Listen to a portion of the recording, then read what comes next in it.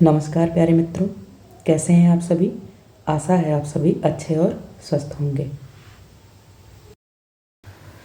प्यारे मित्रों, इस वीडियो में हम क्लास 10th का चैप्टर 1 जिसका नाम परिमेय संख्याएं हैं का एक्सरसाइज 1.3 सीखने का कोशिश करेंगे।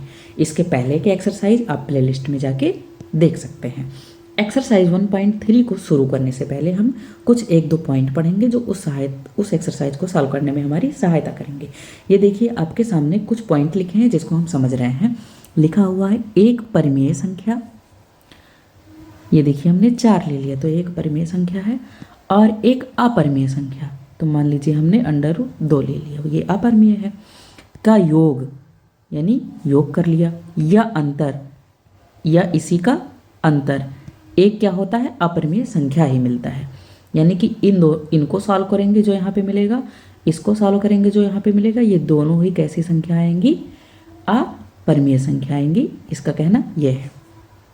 दूसरा देखिए, एक शून्येतर परिमेय संख्या और एक अपरिमेय संख्या का गुणनफल या भागफल भी एक अपरिमेय संख्या होता है। ये सेम इसी का लॉजिक है, लेकिन इसमें गुणनफल या भागफल दे रखा है। अब आइए प्रश्नावली को सॉल्व करने से पहले एक हम प्रमेय देख लेते हैं। प्रमेय का मतलब हमने पहले भी डिस्कस कर लिया था कि कोई ऐसा कथन जो ऑलरेडी सिद्ध किया हुआ है, बस उसे हमें जानने की ज़रूरत है।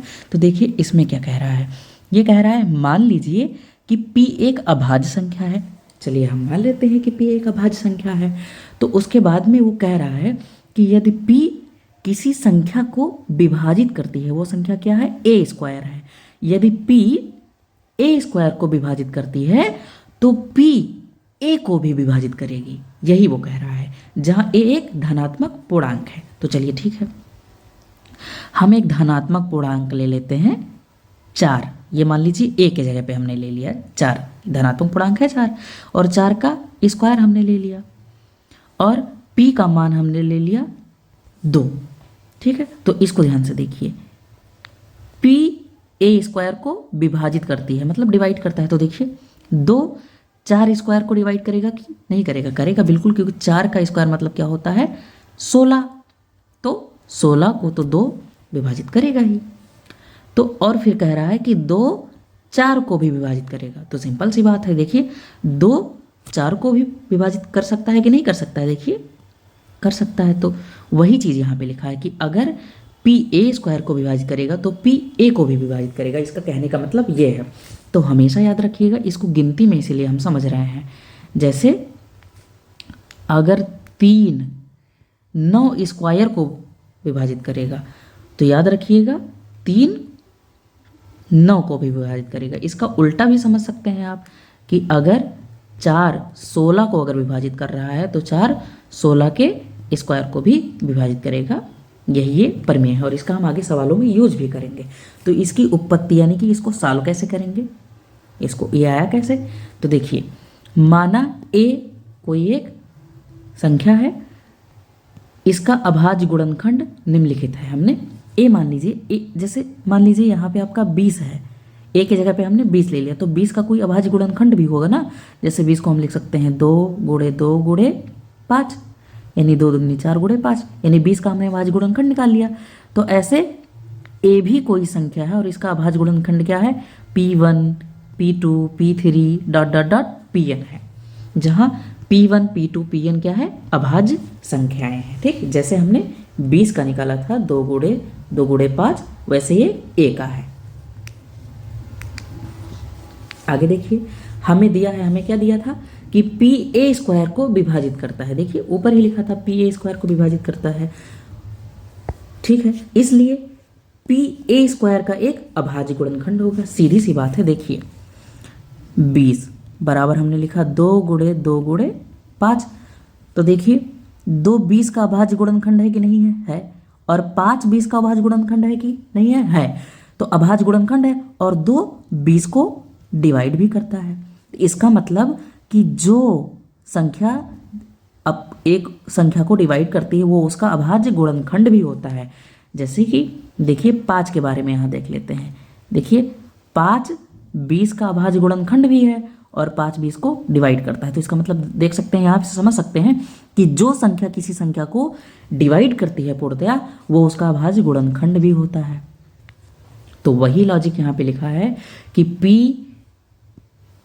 पी ए स्क्वायर को अगर विभाजित करता है तो पी ए स्क्वायर का क्या होगा, एक अभाज्य गुणनखंड होगा, यानी कि ये जो ए का गुणनखंड है इसमें कहीं पी भी होगा बीच में, ठीक है। परंतु ए स्क्वायर के अभाज्य गुणनखंड केवल किस टाइप के हैं, इस टाइप के हैं, देखिए हमने मान रखा है इस टाइप के, इसमें पी तो है नहीं। लेकिन अंकगणित की जो आधारभूत प्रमेय की अद्वितीयता के गुण हैं वो कहती है कि पी को इसमें से ही कोई एक होना चाहिए। क्यों? क्योंकि पी भी तो ए स्क्वायर का एक अभाज्य गुणनखंड है। यहाँ पे देखिए हमने सिद्ध कर दिया है कि पी ए स्क्वायर का एक अभाज्य गुणनखंड है, और ए स्क्वायर का अगर अभाज्य गुणनखंड है तो इसमें से कोई एक क्या होना चाहिए, पी होना चाहिए, ठीक। तो वही हमने लिखा है कि पी को भी इसमें से कोई एक होना चाहिए। इसका मतलब चूंकि ए बराबर P1 P2 dot dot Pn हमने मान लिया है, और P ए को भी विभाजित करेगा, इसीलिए। क्यों? क्योंकि इसमें अगर हमने बोला ना कि P को इसमें से कोई एक होना चाहिए, तो मान लीजिए यहाँ पे आपका P है तो P ए को भी डिवाइड करेगा कि नहीं करेगा। अगर इसका गुणनखंड है, अभी हमने बताया था कि 20 बराबर 2 गुणे 2 गुणे 5, तो 2 इसका 20 का गुणनखंड है तो 2 20 को डिवाइड भी करेगा ना, देखिए।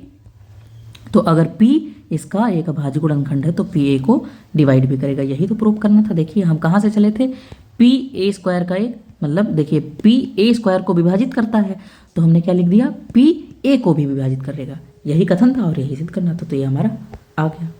अब प्रश्नावली पे आते हैं, प्रश्नावली 1.3। इसको अब देखिए ये सब आप लोगों ने क्लास 9th में पढ़ा था कि √5 एक अपरिमेय संख्या है, √2 अपरिमेय संख्या है, √3 अपरिमेय संख्या है। अब हम प्रूफ करेंगे कि √5 अपरिमेय संख्या कैसे है, इसका हम प्रूफ निकालने जा रहे हैं। और इसका प्रूफ आप विरोधाभास से करके करेंगे। क्या करेंगे? विरोधाभास लेके। विरोधाभास को इंग्लिश में आप बोल सकते हैं कंट्राडिक्शन। जैसे कि लिखा है √5 क्या है, अपरिमेय संख्या है, तो हम √5 को मानेंगे कि क्या है, परिमेय संख्या, और उसके बाद कहेंगे कि हमारा मानना क्या है, गलत है। हमने परिमेय संख्या माना है और हम सिद्ध कर देंगे कि हमारा मानना गलत है। तो जब हमारा मानना गलत है, और क्या गलत है कि परिमेय संख्या है ये गलत है, तो ऑटोमेटिक अगर परिमेय नहीं होगा तो क्या होगा, वो संख्या अपरिमेय होगा। इसी को बोलते हैं विरोधाभास नियम, ठीक है। कि हम मानेंगे उसका उल्टा और अपना मानना हम क्या दिखा देंगे कि हमारा मानना गलत है। तो जब हमने परिमेय माना है और परिमेय हमारा मानना गलत है तो होगा क्या, अपरिमेय। इस तरह इन सवालों को सिद्ध किया जाता है। तो हम इसका हल देखते हैं कैसे किया जाएगा। इसमें हम इस ऊपर वाले प्रमेय का यूज करेंगे कि अगर P ए स्क्वायर को विभाजित करता है तो P ए को भी विभाजित करेगा, ठीक है। तो देखिए सॉल्व करते हैं। माना √5 एक परिमेय संख्या है। हमने विरोधाभास नियम आपको बताया है कि अपरिमेय सिद्ध करना है तो हम परिमेय मान के चलेंगे, ठीक है। परिमेय संख्या है तो अगर √5 परिमेय संख्या है बच्चों, तो आप जानते हैं कि परिमेय संख्या को हम कैसे लिखते हैं, P/Q के रूप में लिखते हैं, जहाँ Q 0 नहीं होना चाहिए। यानी कि √5 को हम इस रूप में लिख सकते हैं अगर √5 क्या है, परिमेय संख्या है, ठीक है। और P और Q के बारे में बता दें कि P और Q सहअभाज्य है, सहअभाज्य है।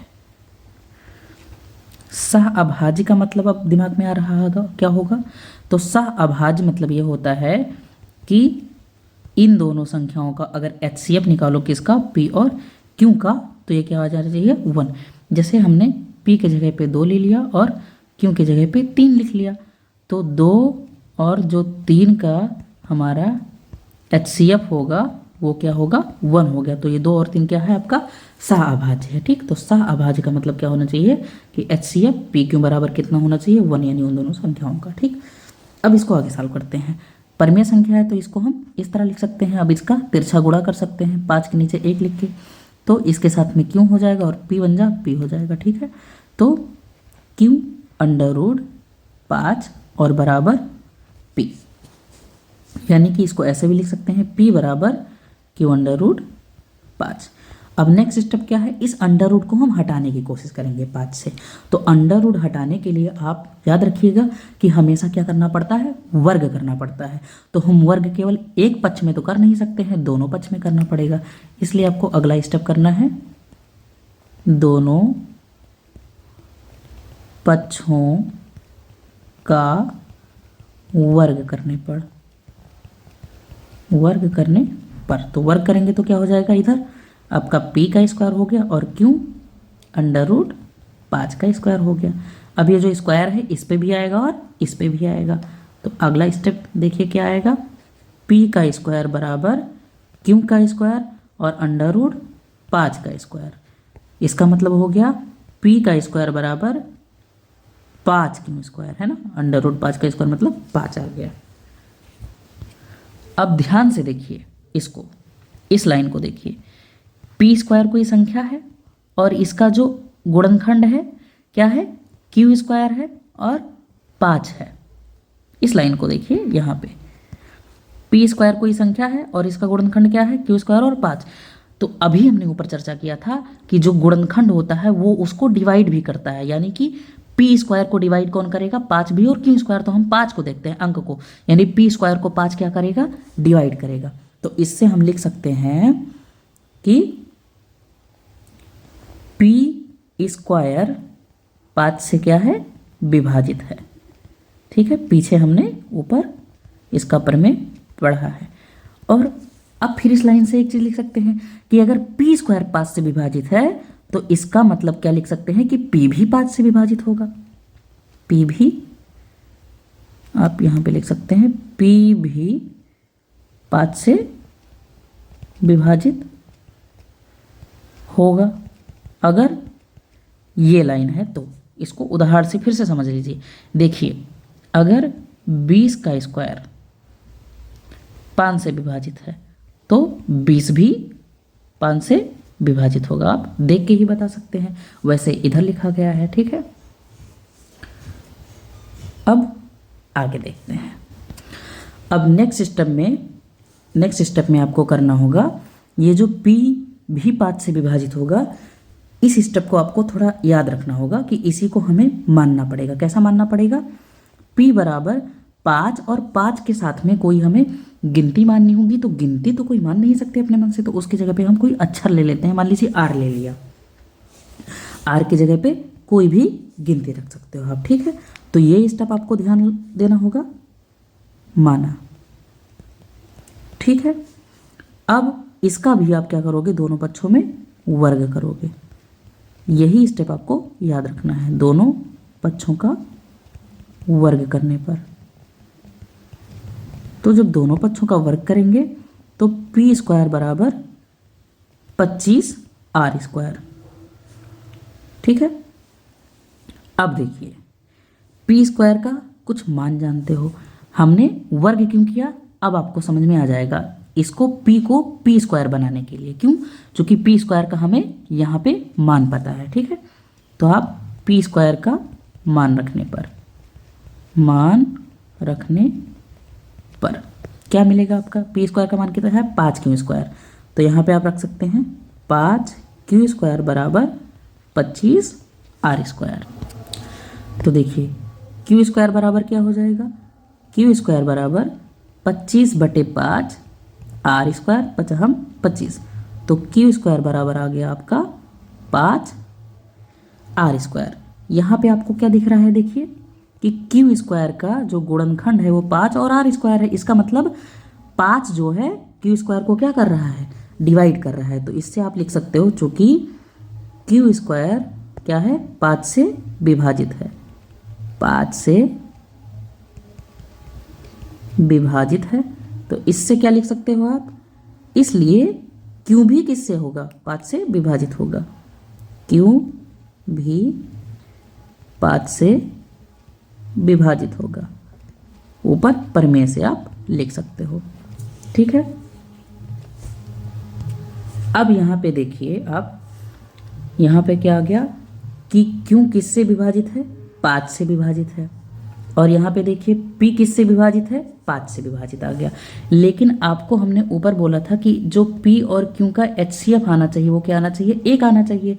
लेकिन अगर p 5 से कट रहा है और q 5 से कट रहा है, p और q या तो अपने आप से कटना चाहिए या तो 1 से कटना चाहिए, लेकिन 5 से कट रहा है, तो इसका मतलब HCF जो आएगा वो 5 आ सकता है। तो इसका मतलब कि ये हमारा सभाज्य संख्या नहीं हुआ, क्योंकि ये भी 5 से विभाजित हो रहा है और ये भी 5 से विभाजित हो रहा है। तो आप आगे लिख सकते हैं कि चूंकि P व Q दोनों 5 से क्या है, विभाजित हैं, यानी कट रहे हैं, तो अतः जो हमारा HCF होगा P और Q का अब वो इक्वल टू 1 नहीं होगा। और हमने मान के क्या चला था कि HCF P और Q का क्या होगा, 1 होगा। और देखिए क्या आ गया, HCF जो P और Q का वो 1 नहीं होगा, तो इसीलिए हमारी यहाँ पे क्या होगी, मानना गलत हो गया। अतः हमारी अवधारणा, अवधारणा मतलब मानना क्या प्रकट करती है, विरोधाभास प्रकट करती है, यानी कि विरोध कर रही है मैं हमारे बात का, विरोधाभास प्रकट करती है। इसका मतलब क्या हो गया, इसका मतलब हुआ कि अर्थात हमने √5 को परिमेय माना था, तो और हमारे बात का विरोध हो रहा है, तो अर्थात इसका मतलब क्या हो गया, अब √5 एक क्या है, परिमेय नहीं है, यानी कि क्या हो गया, अपरिमेय संख्या है। क्या है, अपरिमेय संख्या है। यही आपका आंसर हो जाएगा। आगे चलते हैं। नेक्स्ट क्वेश्चन है, सिद्ध कीजिए कि 3 + 2 √5 एक अपरिमेय संख्या है। सेम उसी तरह करना है इसको भी, इसका भी हल देखते हैं। सबसे पहले क्या करेंगे, मानेंगे, क्या मानेंगे कि 3 + 2 √5 परिमेय संख्या है। माना 3 + 2 √5 एक परिमेय संख्या है। अपरिमेय सिद्ध करना है तो परिमेय मान के चलेंगे और अपरिमेय सिद्ध कर देंगे। परिमेय संख्या है तो इसका मतलब क्या हो गया कि 3 + 2 √5 अगर परिमेय संख्या है तो इस टाइप का होगा, P/Q टाइप का होगा, जहाँ Q 0 नहीं है और हमारा जो HCF होगा P और Q का क्या आना चाहिए, 1 आना चाहिए। अब फिर इसमें दिखा देंगे हम कि जो HCF है वो PQ का 1 नहीं आ रहा है, तो इस बात का विरोध हो जाएगा, तो हमारा जो 3 + 2 √5 है वो परिमेय नहीं रह जाएगा, वो अपरिमेय हो जाएगा। वही चीज़ करेंगे। अच्छा, तो अब इसको सॉल्व करिए। तो सॉल्व करेंगे तो इस 3 को जब उधर ले जाएंगे तो प्लस में है तो माइनस में हो जाएगा। तो 2 + √5 बराबर P/Q -3 हो जाएगा। ठीक, अब इस 2 को उधर ले जाएंगे तो आपका √5 बराबर P/Q -3 और पूरे का बटे आपका क्या हो जाएगा, 2 हो जाएगा। अब देखिए ये जो आपका लिखा हुआ है P/Q -3 और पूरे का बटे 2, ये आपका क्या है, एक परिमेय संख्या है। ये आपका क्या है, परिमेय संख्या। क्यों, चूंकि ये कोई सभाज्य है, मैं 3 घटाओगे बटे 2 करोगे, ये आपका परिमेय ही है। ठीक है, तो इसको आप लिख सकते हो कि चूंकि P/Q -3 और पूरे का बटे 2 एक परिमेय संख्या है। ठीक है, और आप √5 के बारे में क्या जानते हैं, √5 को आपने सिद्ध किया है कि ये क्या है, अपरिमेय संख्या है, ऊपर ही आपने। तो आप लिख सकते हैं कि वह हम जानते हैं, क्या जानते हैं कि √5 एक अपरिमेय संख्या है। ठीक है, तो अब बताइए कि इधर आपका अपरिमेय संख्या लिखा है, इधर क्या लिखा है, अपरिमेय संख्या लिखा है, और इधर आपका क्या लिखा है, परिमेय, और बीच में क्या सिंबल लगा है, बराबर का। तो तो आप बताइए कि क्या कभी अपरिमेय और परिमेय बराबर हो सकते हैं? बिल्कुल नहीं बराबर हो सकते हैं। क्या कभी √2 अपरिमेय है और बराबर 2 परिमेय है, तो क्या दोनों कभी बराबर हो सकते हैं? बिल्कुल नहीं बराबर हो सकते हैं। यानी कि ये जो स्टेप आया ये आपका एक विरोधाभास स्टेप है। तो इसलिए आप इसको इस प्रकार लिख देंगे इन दोनों कथन के अनुसार कि जो √5 है वो कभी बराबर नहीं होगा p/q - 3 पूरे का बटे 2। तो यहाँ से आप लिख सकते हैं अतः हमारी अवधारणा विरोधाभास है, विरोधाभास है। तो यहाँ से आप लिख सकते हैं कि अतः 3 + 2 √5 एक अपरिमेय संख्या है। यही आपका आंसर हो जाएगा। इस 2 कथन से हमने सिद्ध कर दिया। आगे चलते हैं। लिखा है सिद्ध कीजिए कि निम्नलिखित संख्याएं अपरिमेय हैं। ठीक, तो सबसे पहले हमें इसको सिद्ध करना, 1/√2 को अपरिमेय सिद्ध करना है। तो वही चीज़ करेंगे जो ऊपर करते आए हैं कि माना 1/√2 क्या है? एक परिमेय संख्या है, एक परिमेय संख्या है। तो इसका मतलब आप क्या लिख सकते हो? इसलिए 1/√2 को आप किसके रूप में लिख सकते हो? p/q के रूप में लिख सकते हो, जहाँ q 0 के बराबर नहीं है और जो HCF होगा pq का वो बराबर 1 होना चाहिए। ठीक है। अगर इसको हम पलट दें, यहाँ पे लिखिए पलटने पर, तो देखिए पलटेंगे तो √2 ऊपर हो जाएगा और ये क्या हो जाएगा? q/p हो जाएगा। तो अब देखिए हमने पलट दिया, तो यहाँ से आप क्या लिख सकते हैं कि चूंकि q/p एक परिमेय संख्या, अभी जान जाएंगे हमने पलटा क्यों था, परिमेय संख्या है, तथा हम जानते हैं कि √2 एक अपरिमेय संख्या है, एक अपरिमेय संख्या है। अतः अब देखिए ये अपरिमेय है और ये क्या है? परिमेय है, और बीच में बराबर का चिन्ह है, तो ऐसा कभी हो सकता है? नहीं हो सकता है। इससे ये हो जाएगा कि √2 बराबर q/p के नहीं होगा। अर्थात इससे क्या सिद्ध हो गया कि जो हमारा 1/√2 है वो क्या है? एक अपरिमेय संख्या है। ठीक है, आगे बढ़ते हैं। इसे सिद्ध करना है तो इसको भी मान लीजिए, माना 7√5 एक परिमेय संख्या है। अपरिमेय सिद्ध करना है तो हम परिमेय मान लेंगे, परिमेय संख्या है। तो इसलिए इसको हम क्या लिख सकते हैं? इसलिए हम लिख सकते हैं 7√5 बराबर p/q, जहाँ q 0 के बराबर नहीं होगा और जो HCF होगा pq का वो आपका बराबर 1 आएगा। ठीक, इसको थोड़ा हल करते हैं। 7 को इधर भेजिए तो क्या हो जाएगा? √5 बराबर p/q और इंटू 7 हो जाएगा। अब देखिए यहाँ भी लिख सकते हैं, चूँकि p/7q एक क्या है? परिमेय संख्या है, एक परिमेय संख्या है और वह हम जानते हैं। क्या जानते हैं? ऊपर हमने सवाल में सिद्ध किया है कि √5 एक क्या है? अपरिमेय संख्या है, अपरिमेय संख्या है। इसलिए जो √5 होगा वो कभी बराबर नहीं होगा p/q × 7 के। देखिए ये अपरिमेय है और ये परिमेय है, तो बराबर कैसे हो सकते हैं? इन दोनों कथन से ये बराबर नहीं हुए।